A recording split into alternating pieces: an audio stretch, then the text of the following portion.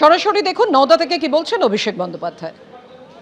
আপনাদের থেকে কেউ কাটতে পারবে না, কিন্তু যারা এবার লাইনে বা দাঁড়িয়ে ভোটটা দেবেন মাথায় রাখবেন যে আমরা যে কাজগুলো গত 10 বছর 12 বছরে এই মুর্শিদাবাদ জেলায় এবং নওদাতে করেছি, সেই উন্নয়নের ধারা যাতে অব্যাহত থাকে সেটা কার্যত আপনাদের সকলকে সুনিশ্চিত করতে হবে। এই নওদাতে আলীনগর ব্রিজ আমাদের সরকার তৈরি করেছে রায়পুর জিপিতে, যার ফলে উপকৃত হয়েছে প্রায় 20,000 মানুষ। রাধানগর ঘাট ব্রিজ প্রায় 200 মিটার দীর্ঘ, 14 কোটি টাকা খরচা করে নদিয়া আর মুর্শিদাবাদকে যুক্ত করেছে, যার ফলে 1 লক্ষের বেশি মানুষ উপকৃত হয়েছে। টুঙ্গি ব্রিজ বালি 1 নম্বর জিপিতে 7.5 কোটি টাকা খরচ করা হয়েছে। আমতলা গ্রামীণ হাসপাতাল নতুন ভবন ইতিমধ্যেই তৈরি হচ্ছে। মধুপুর জিপিতে গান্ধাহারি পুলিশ ক্যাম্পে নতুন ভবন সম্পন্ন হয়েছে। পিডব্লিউডির অধীনে 12টি বাস ধারণ ক্ষমতা সম্পন্ন আমতলা বাস টার্মিনাস তৈরি হয়েছে। বিডিও অফিসের জমিতে 1.5 কোটি টাকা খরচ করে আমতলা মার্কেট কমপ্লেক্স নির্মিত হয়েছে। WBSRD এর অধীনে সর্বঙ্গপুর প্রায় 11 কোটি টাকা খরচা করে রাস্তা হচ্ছে। চাঁদপুর 8.5 কোটি টাকা খরচা করে রাস্তা হচ্ছে। পাটিকাবাড়ি 6.5 কোটি টাকা খরচা করে রাস্তা হচ্ছে। এবার আপনাদের কিছু উন্নয়নের পরিসংখ্যান, যে এই নওদা বিধানসভাতে গত 5 বছরে খালি এই বিধানসভার 62,672 জন মায়েরা, দিদিরা, বোনেরা, বৌদিরা প্রতি মাসে লক্ষ্মীর ভাণ্ডার পাচ্ছেন। স্বাস্থ্য সাথীতে 3,53,149 জন উপকৃত হয়েছেন। খাদ্য সাথীতে খালি নওদা বিধানসভার অন্তর্গত 14টা জিপিতে 3,65,000 মানুষ বিনামূল্যে রেশন পাচ্ছেন। বাংলা আবাস যোজনা গত 2 বছরে 2024 এবং 2025-এ রাজ্য সরকার যে বাড়িগুলো তৈরি করেছে, খালি নওদা বিধানসভা থেকে 10,000-এর বেশি মানুষকে পাকা ছাদের ব্যবস্থা আমাদের মামাটি মানুষের সরকার করে দিয়েছে। কৃষক বন্ধু প্রকল্পে প্রায় 50,368 জন আর্থিক সাহায্য সহযোগিতা সুবিধা পেয়েছে। যুবসাথী প্রকল্পে প্রায় নওদা বিধানসভা থেকে 18,000 যুবক যুবতী ইতিমধ্যেই ব্যাংকে 1,500 টাকা করে পেয়েছেন। খালি নওদা বিধানসভায় 18,000 আর মুর্শিদাবাদ জেলায় 3,20,000 যুবক যুবতীরা সরাসরি ডাইরেক্ট ব্যাংক ট্রান্সফারের মাধ্যমে টাকা পেয়েছেন। এছাড়া পথশ্রী 2, 3, 4 প্রায় 95টি নতুন রাস্তার নির্মাণ, কিছু রাস্তার পুনর্নির্মাণ এবং সংস্কার করা হয়েছে। মোট 100 কিলোমিটার রাস্তা এবং খরচ হয়েছে প্রায় 50 কোটি টাকা। এই যে টাকা খরচ হয়েছে, এর মধ্যে 10 পয়সা মোদী সরকার বা কেন্দ্র সরকারের কোনো অবদান নেই। গরিব মানুষের টাকা যারা আটকে রেখেছে, আপনি জিজ্ঞেস করুন, আজকে যারা আপনাদের বন্ধু হয়ে আপনাদের কাছে ভোট চাইতে আসছে ধর্মের নাম করে, তারা গত 5 বছরে গরিব মানুষের 100 দিনের টাকা বন্ধ, আবাসের টাকা মোদি বন্ধ করে দিয়েছে, গ্রাম সড়ক যোজনার টাকা বন্ধ করে দিয়েছে, জল জীবন মিশনের টাকা বন্ধ করে দিয়েছে। যদি আমাকে দেখাতে পারেন যে একটা বৈঠক অধীর চৌধুরী বা হুমায়ুন কবির গত 5 বছরে কেন্দ্রকে চিঠি দিয়ে একটা বৈঠক মানুষের স্বার্থে করেছে, আমি তৃণমূলের হয়ে ভোট চাইতে আপনাদের কাছে আসবো না, প্রচার করতে আসবো না। যারা ধর্ম নিয়ে রাজনীতি করে, বিজেপি একদিকে মন্দির নিয়ে রাজনীতি করে, জয় শ্রী রামের নামে ভোট চাইছে, আর একদিকে হুমায়ুন কবির মসজিদের রাজনীতি করে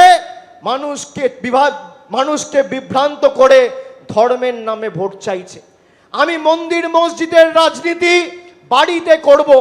আমি যখন আমার ধর্ম অবলম্বন করে মন্দিরে গিয়ে পুজো বা মসজিদে গিয়ে আল্লাহর কাছে দোয়া চাইব, আমার ধর্ম আমি বাড়িতে করব, ধর্মীয় প্রতিষ্ঠানে করব।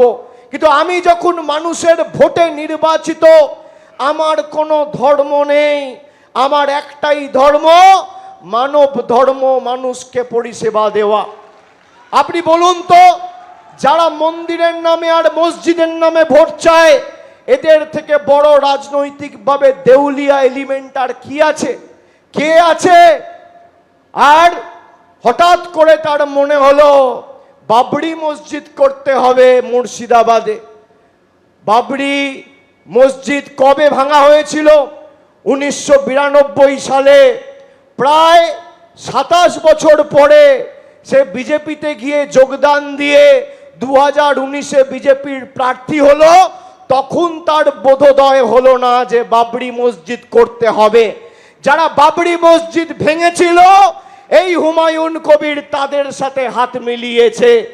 এদেরকে একটা ভোটও দেওয়া মানে পরোক্ষভাবে বিজেপি এবং মোদিকে ভোট দেওয়া, এটা মাথায় রাখতে হবে।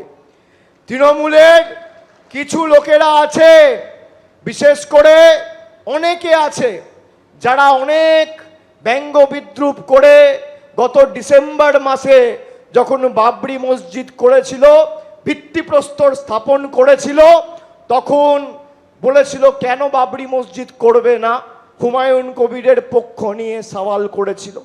গত 2 মাসে হুমায়ুন বাবুর চাল চলন, মুখের ভাষা, মানুষের প্রতি ব্যবহার দেখে তারাও বুঝতে পেরেছে হুমায়ুনকে সমর্থন করা আর মুর্শিদাবাদ জেলায় খাল কেটে কুমির আনা এক।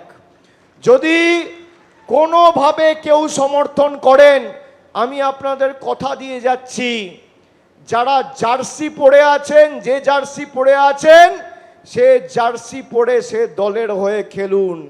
অন্য দলের হয়ে খেলতে গেলে 1 মাস পর লাল কার্ড দেখিয়ে মাঠের বাইরে করে দেবে, কিন্তু বাকি জামার জীবনটা আর মাঠে ঢুকতে পারবেন না।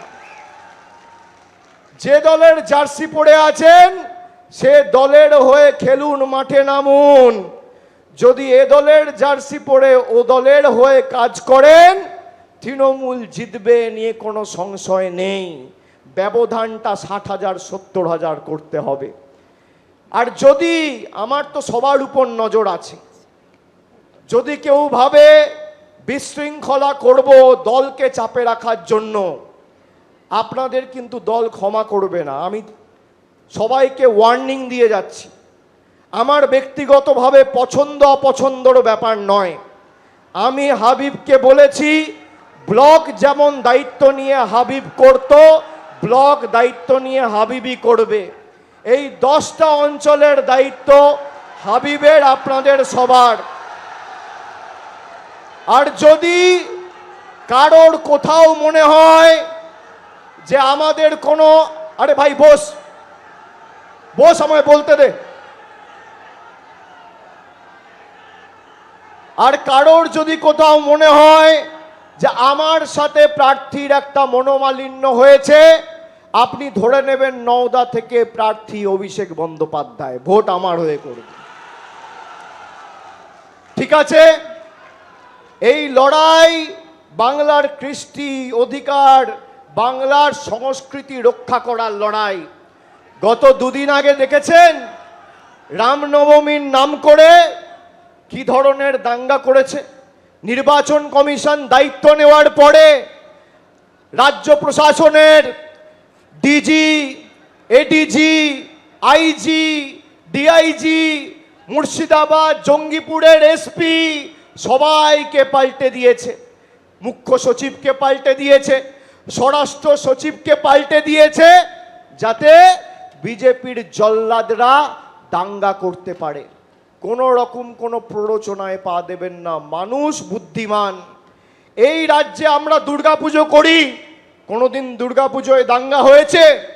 এই রাজ্যে আমরা দীপাবলি করি, কোনোদিন দীপাবলিতে দাঙ্গা হয়েছে? পবিত্র ঈদ পালন করা হয়, মহাবীর জয়ন্তী পালন করা হয়, বড়দিন পালন করা হয়, পয়লা বৈশাখ পালন করা হয়, গুরু নানক জয়ন্তী পালন করা হয়। এই বাংলা বৈচিত্র্যের মধ্যে একতার মূল মন্ত্রকে পাথেয় করে লড়াই করেছে বছরের পর বছর। নানা ভাষা, নানা মত, নানা পরিধান, বিবিধের মাঝে দেখো মিলন মহান। যারা তরোয়াল নিয়ে, বন্দুক নিয়ে, হাতে লাঠি নিয়ে, দা নিয়ে, কাঠারি নিয়ে মদ্যপ অবস্থায় রামনবমী করছে, তারা আর যাই হোক কোনোদিন প্রভু রামের ইতিহাস পড়েনি। রামের পুরুষোত্তম রাম বলা হয়, রামকৃষ্ণ রাম, প্রভু রামকে মর্যাদা পুরুষোত্তম রাম। রাম সংযমের প্রতীক, ত্যাগের প্রতীক, তিতিক্ষার প্রতীক, কৃচ্ছ সাধনের প্রতীক। মদ খেয়ে রাস্তায় মাতলামো করে, দোকান ভেঙে, বাড়ি ভেঙে জয় শ্রীরামের স্লোগান। আর যাই হোক এই বিভাজনের রাজনীতি বাংলা মানবে না। বাংলায় এক ছটাক জমি আমরা বিজেপিকে ছাড়ব না। এই বাংলা রক্ত দিয়ে একে অপরের সাথে মিলন এবং সাম্প্রদায়িক সম্প্রীতি, ভ্রাতৃত্ব, ধর্মনিরপেক্ষতা রক্ষা করবে। আমাদের মুখ্যমন্ত্রী আজ থেকে 7 দিন আগে আমাদের দলের ইস্তাহার প্রকাশ করেছে। 10টা প্রতিজ্ঞার কথা দিদি বলেছে, তার মধ্যে 5টা প্রতিজ্ঞা আপনাদের আমি বলবো। বিজেপির নেতারা কেউ কেউ বলে লক্ষ্মীর ভাণ্ডার বন্ধ করব, আর কেউ কেউ বলে লক্ষ্মীর ভাণ্ডার বাড়িয়ে 3000 করব। আমি চ্যালেঞ্জ দিচ্ছি, যে সমস্ত রাজ্যে বিজেপির সরকার আছে, যদি কোথাও মমতা ব্যানার্জি যেভাবে পরিবারের 2 জন থাকলে 2 জন আর 5 জন থাকলে 5 জনকে লক্ষ্মীর ভাণ্ডার দিয়েছে, একটা রাজ্যে যদি বাস্তবায়িত করে দেখাতে পারে, আমি রাজনীতির আঙিনায় পা রাখবো না। একটা রাজ্যে। আমাদের প্রথম প্রতিজ্ঞা, দিদির সরকার, মামাটি মানুষের সরকার, মমতা বন্দ্যোপাধ্যায়ের সরকার যতদিন বাংলায় আছে, মায়েরা, দিদিরা আপনারা আজীবন লক্ষ্মীর ভাণ্ডার পাবেন। কেউ আপনাদের লক্ষ্মীর ভাণ্ডার বন্ধ করতে পারবে না। আমাদের দ্বিতীয় প্রতিজ্ঞা, আমাদের সরকার বলেছে আগামী 5 বছর 26 থেকে 31-এর মধ্যে বাংলায় যত পরিবার আর ঘর রয়েছে, বাড়ি রয়েছে, সবার বাড়িতে নলবাহিত পানীয় জলের সুব্যবস্থা আমাদের রাজ্য সরকার করবে। কেন্দ্র সরকার টাকা দিক আর না দিক, সাহায্য করুক বা না করুক। আমাদের তৃতীয় প্রতিজ্ঞা, ব্লক টাউন ওয়াইজ স্বাস্থ্য শিবির তৈরি করা হবে, যেখানে দুয়ারে স্বাস্থ্য ক্যাম্প করে আপনাকে স্বাস্থ্য পরিষেবা, দুয়ারে সরকারের যেমন ক্যাম্প হয়েছিল একই আদলে আপনাদের স্বাস্থ্য পরিষেবা পৌঁছে দেওয়া হবে। আমাদের চতুর্থ প্রতিজ্ঞা, বাংলায় যত প্রবীণ নাগরিক রয়েছেন, বয়োজ্যেষ্ঠ মানুষ যারা বার্ধক্য ভাতার জন্য নিবেদন করেছেন, সরকার চতুর্থবার ক্ষমতায় আসার পর বাংলায় যত প্রবীণ নাগরিকরা রয়েছেন সবার বার্ধক্য ভাতার ব্যবস্থা মমতা বন্দ্যোপাধ্যায়ের তৃণমূলের মামাটি মানুষের সরকার করবে। আর পঞ্চম প্রতিজ্ঞা, যত গরিব মানুষ রয়েছেন 5 বছর ধরে শুনে রাখুন, বিজেপি আপনাদের বাড়ির টাকা বন্ধ করে রেখেছে।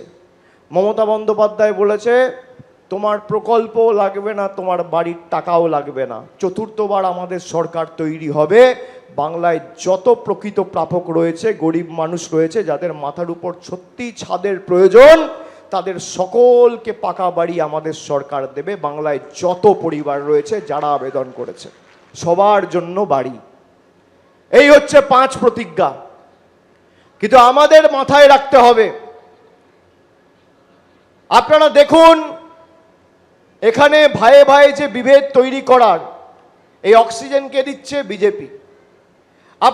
আপনি দেখবেন মমতা বন্দ্যোপাধ্যায় বাংলার মুখ্যমন্ত্রী, এই রাজ্যে সর্বোচ্চ প্রশাসনিক প্রধান, তাকে নিরাপত্তা দেয় স্টেট পুলিশ, অর্থাৎ রাজ্যের পুলিশ। আর হুমায়ুন কবির আর অধীর রঞ্জন চৌধুরীকে নিরাপত্তা দেয় অমিত শাহ সিআরপিএফ। কেন? কেন? কি বাধ্যবাধকতা রয়েছে? এবার বলতেই পারে যে আমাদের রাজ্য পুলিশ যায় না। আমি চ্যালেঞ্জ করে যাচ্ছি হুমায়ুন কবির আর অধীর চৌধুরীকে, আপনি যদি মানুষের প্রতিনিধি হন, যে অত্যাচার নরেন্দ্র মোদী আর অমিত শাহের সরকার সংখ্যালঘু ভাইদের উপর করেছে, আপনার যদি ন্যূনতম বিবেকবোধ থাকে, আপনি আপনার নিরাপত্তা রক্ষীদের তাদের কাছে ফিরিয়ে দিন। রাজ্য সরকার 24 ঘন্টার মধ্যে আপনাদের নিরাপত্তা রক্ষী দেবে। আমি মমতা বন্দ্যোপাধ্যায়কে অনুরোধ করব, পারবেন? পারবেন? যে অমিত শাহ মন্ত্রকের অধীনে সিআরপিএফ সিআইএসএফ রয়েছে, অমিত শাহর যে সিকিউরিটি সেই হুমায়ুন কবিরের সিকিউরিটি। কি সুন্দর, তাই না?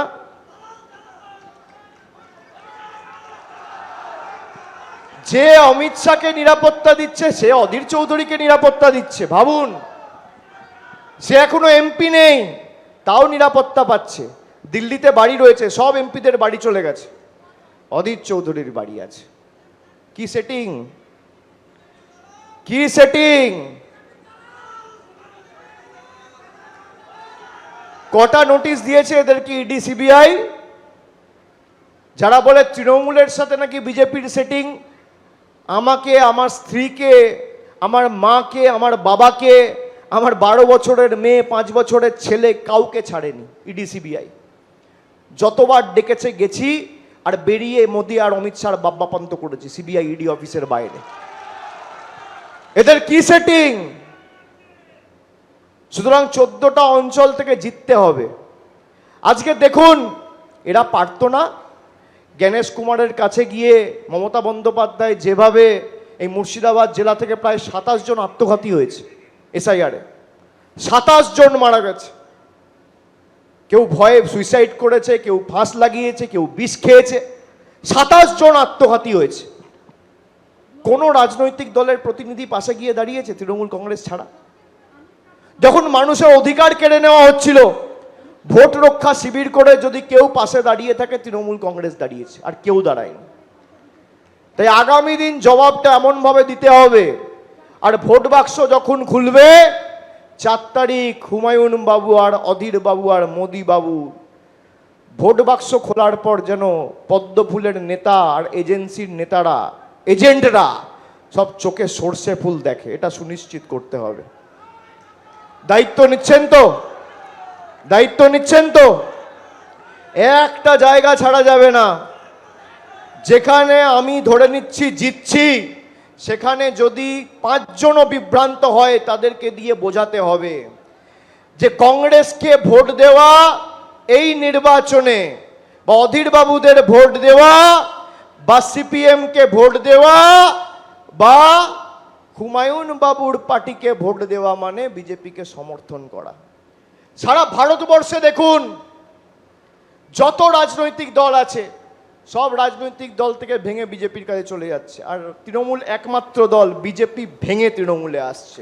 বিজেপিকে যদি ভাঙার ক্ষমতা কারোর থাকে, বিজেপিকে যদি সর্বশান্ত করার ক্ষমতা কারোর থাকে, একমাত্র বাংলার তৃণমূল কংগ্রেসের রয়েছে। ভারতবর্ষে 1550টা রাজনৈতিক দল রয়েছে, লড়াই একমাত্র তৃণমূল করছে। আপনি মেঘালয়তে দেখুন, তৃণমূল কংগ্রেস গিয়ে লড়াই করলো, আমরা 5টা এমএলএ জিতলাম, কংগ্রেস 5টা এমএলএ জিতলো। কংগ্রেসের 5 জন চলে গেছে এনডিএতে, তৃণমূলের 5 জন আজও তৃণমূলে। এটাই হচ্ছে তাদের আর আমাদের মধ্যে পার্থক্য। আর এখানে দীর্ঘদিনের একটা দাবি রয়েছে, অন্যতম গুরুত্বপূর্ণ ফসল এখানে পেঁয়াজ। একটা কোল্ড স্টোরেজের দাবি রয়েছে। আমাকে এক ডাকে অভিষেকে ফোন করে অনেকে জানিয়েছে, রাজ্য সরকার ইতিমধ্যেই বাজেটে বলেছে যে সারা বাংলা জুড়ে আমরা 50টা নতুন কোল্ড স্টোরেজ করব। তার মধ্যে আমরা এই নওদাতে পেঁয়াজের কোল্ড স্টোরেজ একটা আগামী দিন করব, আমি কথা দিয়ে যাচ্ছি। পেঁয়াজ রাখতে অসুবিধা হয় যেহেতু কোনো হিমঘর নেই। একটা বড় কোল্ড স্টোরেজ, যারা পেঁয়াজ চাষের সাথে যুক্ত তাদের সবার যাতে আগামী দিন পেঁয়াজ চাষের কোনো অসুবিধা না হয় এবং পেঁয়াজ বিক্রি করতে কোনো অসুবিধা না হয়, তার ব্যবস্থা আমাদের মামাটি মানুষের সরকার করবে। আর আগামী 23 তারিখ আমার আপনার সবার প্রার্থী তৃণমূলের প্রার্থী জোড়া ফুলের প্রার্থী শাহিনা মমতাজকে ঘাসের উপর জোড়া ফুল চিহ্নে ভোট দিয়ে বিপুল বিপুল ভোটে জয়যুক্ত করবেন।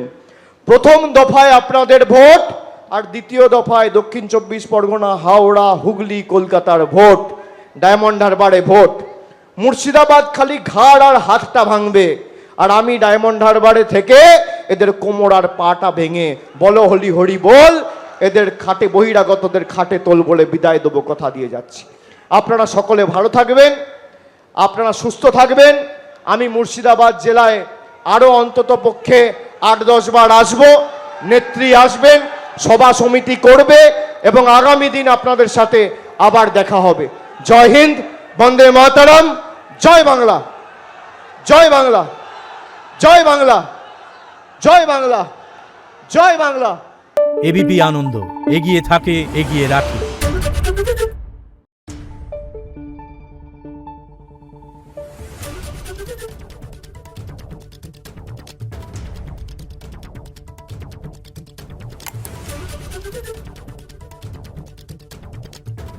Thank you.